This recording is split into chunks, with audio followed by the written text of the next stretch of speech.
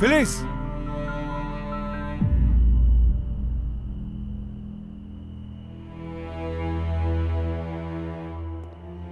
सब ठीक तो है? फिलिस इतनी रात को क्या कर रही है यहाँ पर? वो तो ऐसे ही बाहर आई होगी ताजा हवा लेने।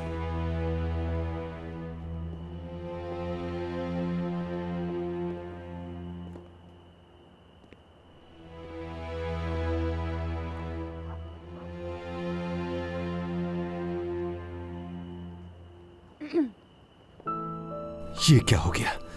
ये लोग इस वक्त कहां से आ गए? फिलिस की मुलाकात ने मुझे किस मुश्किल में डाल दिया है। काश मैं यहां आता ही नहीं। तुम्हारी खुशबू मुझे बहुत याद आई। यहाँ से अभी और इसी वक्त निकल जाओ वरना मैं पुलिस को बुला लूंगी। तुम्हारी तरह ये घर मेरा भी है प्यारी सबा। मेरे साथ यहाँ रहने की आदत डाल लो। ये तुम्हारा घर नहीं मेरी माँ का घर है, समझे? नहीं, ऐसा नहीं है। ये मेरा घर है। तुम्हारी अम्मी अब मर चुकी है। तुम्हें अब मेरे साथ रहना होगा। तुम नहीं जाओगे तो मैं चली जाऊंगी यहाँ से, हटो। तुम अब